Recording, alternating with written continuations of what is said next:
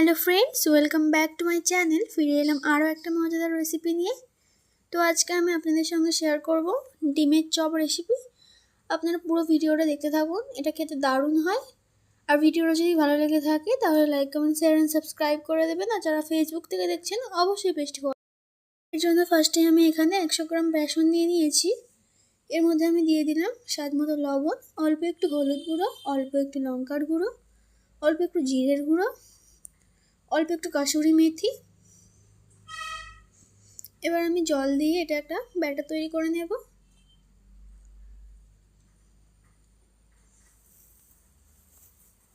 অল্প অল্প করে চালটা দিতে হবে, একেবারে জল দিলে পাতলা হয়ে যেতে পারে।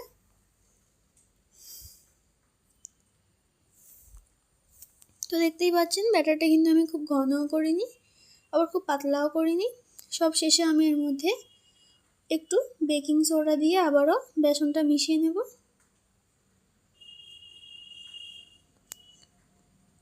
ফাইনালি দেখতেই পাচ্ছেন বেসনটা আমার গোলা হয়ে গেছে। এরকম কনসিস্টেন্সিতে আমি বেসনটা গুলে নিয়েছি। এখন আমি এখানে আগে থেকেই 3টে ডিম আর 4টে মিডিয়াম সাইজের আলু সেদ্ধ করে রেখেছিলাম। এবার ডিমগুলো আমি হাফ করে কেটে নিয়েছি। এখন আমি আলুর পুরটা তৈরি করব। তার জন্য একটা ফ্রাই প্যানে আমি একটু রিফাইন তেল দিয়ে দিলাম। তেলটা গরম হয়ে গেছে, এখন আমি এর মধ্যে দিয়ে দেবো কাঁচা লঙ্কা কুচি। এবার আমি এর মধ্যে অল্প একটু হলুদ গুঁড়ো দিয়ে দেবো যাতে তেলটা না ছিটকায়। এবার কাঁচা লঙ্কা কুচিটা হালকা করে ভেজে নেওয়ার পরে আমি এর মধ্যে দিয়ে দেবো থেঁতো করে রাখা আদা রসুন। এবার ভালোভাবে এটাকে ভেজে নিতে হবে। তো কিছুক্ষণ ভেজে নেওয়ার পরে এটার কাঁচা গন্ধ চলে গেছে। এবার আমি এর মধ্যে দিয়ে দেবো স্বাদ মতো লবণ, দিয়ে আবারও একটু নাড়াচাড়া করে নেব। এখন আমি এর মধ্যে সেদ্ধ করে রাখা আলুগুলো হাত দিয়ে একটু ভেঙে ভেঙে দিয়ে দেব।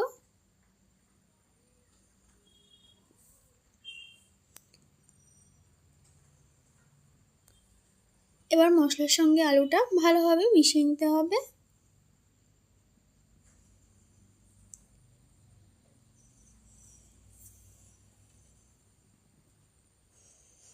একটা স্প্যাচুলার সাহায্যে ভালোভাবে এরকমভাবে ঠেসে ঠেসে মাখাতে হবে। তো কিছুক্ষণ পরে আমি এর মধ্যে দিয়ে দেব ধনেপাতা কুচি আর চিলি ফ্লেক্স। আপনারা যে যেরকম ঝাল খেতে পছন্দ করেন সেরকমই চিলি ফ্লেক্সটা ব্যবহার করবেন। এবার সবগুলো উপকরণ ভালোভাবে মিশিয়ে নেব।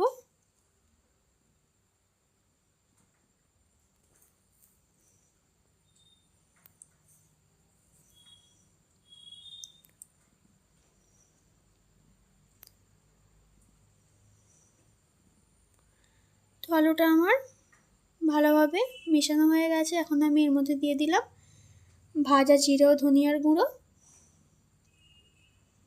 দিয়ে আবারও আমি আলুর সঙ্গে মশলাটা ভালোভাবে মিশিয়ে এবার আলুটা একটা প্লেটে ট্রান্সফার করে নেব।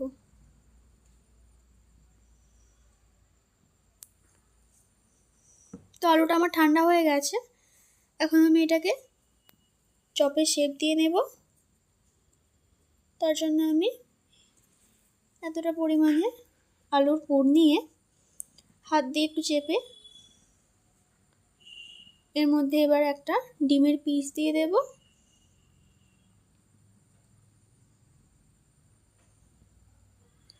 দেওয়ার পর চারিদিক থেকে আলুগুলো নিয়ে এরকমভাবে ডিমটাকে পুরো কভার করে দিতে হবে।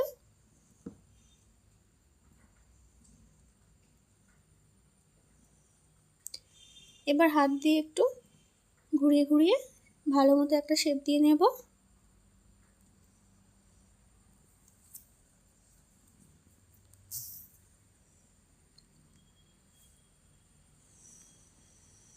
তো একটা আমার রেডি হয়ে গেছে। এরকমভাবে প্রত্যেকটা আমি রেডি করে নিয়েছি।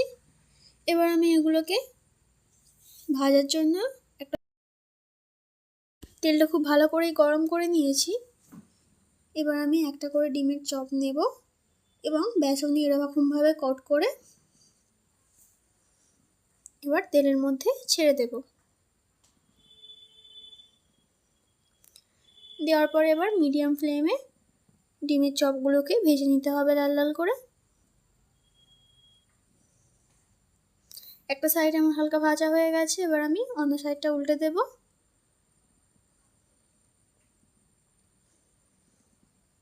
ডিমের চপগুলো আমি এরকম লাল লাল করে ভেজে নিয়েছি, এরকমভাবে প্রত্যেকটাই বানিয়ে নেব। তো ফাইনালি আমাদের ডিমের চপ একেবারে রেডি। কতটা সুন্দর দেখতে হয়েছে দেখতেই পাচ্ছেন আপনারা, আর খেতেও কিন্তু দারুণ টেস্টি হয়। আপনারা একবার হলেও বাড়িতে ট্রাই করবেন। আর ভিডিওটা ভালো লাগলে লাইক, কমেন্ট, শেয়ার, সাবস্ক্রাইব করে দেবেন।